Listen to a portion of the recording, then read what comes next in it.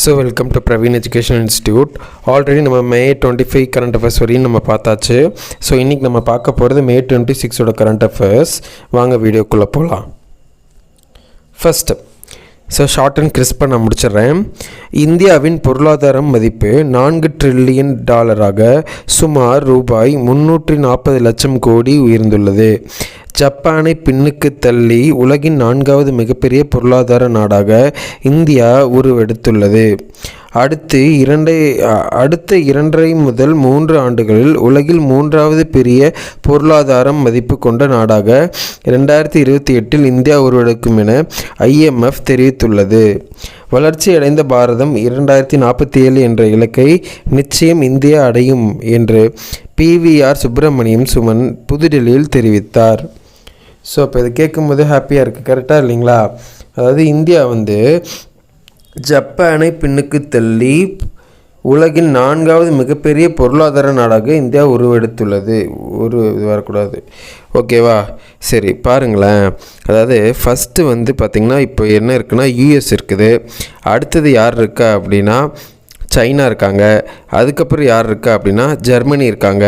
4வதாக Japan இருந்தாங்க. So ஜப்பானை beat பண்ணிவிட்டு நம்ம 4th பிளேஸ்க்கு வந்திருக்கோம், புரிஞ்சுங்களா?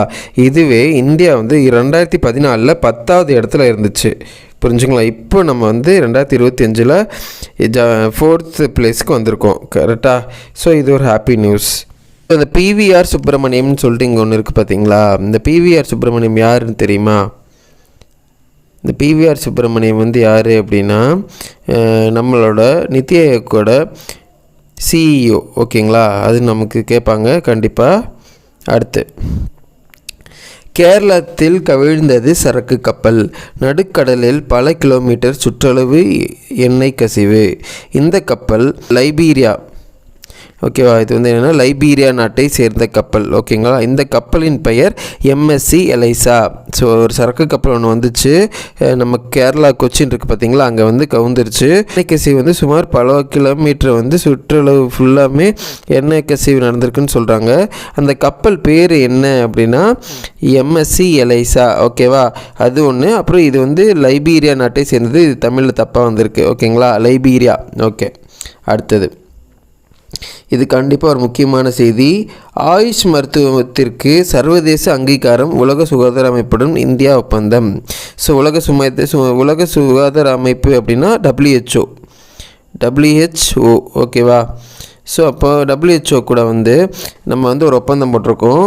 ஸோ அதில் எந்தெந்த மருந்து, ஆயுஷ் மருத்துவம் எந்தெந்த சிகிச்சைக்கெல்லாம் அங்கீகாரம் கிடச்சிருக்குன்னா ஆயுர்வேதம், யோகா, யுனானி, ஹோமியோபதி ஆகிய மருத்துவ பிரிவுகளின் சிகிச்சைகள் இப்போது உலக அளவில் தரப்படுத்தப்பட்ட சிகிச்சை முறையாக அங்கீகரிக்கப்படும் என்று ஆயுஷ் அமைச்சக அறிக்கையில் தெரிவிக்கப்பட்டுள்ளது. சூப்பரில், இது ஒரு ஹாப்பி நியூஸ்.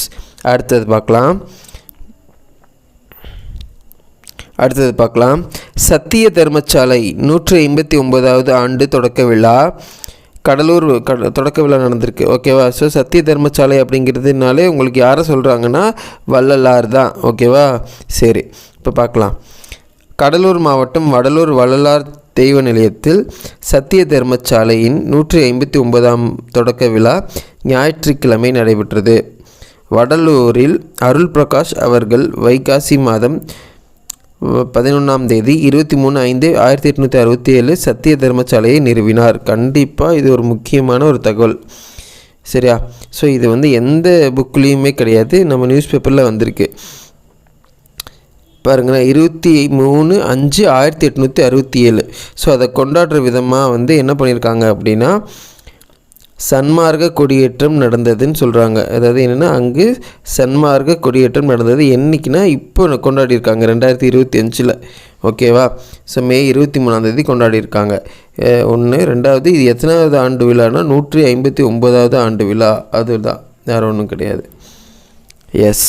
அடுத்தது, ஜூன் 21 சர்வதேச யோகா தினம். ஜூன் 21 ஓகே, நேஷ்னல் யோகா டே.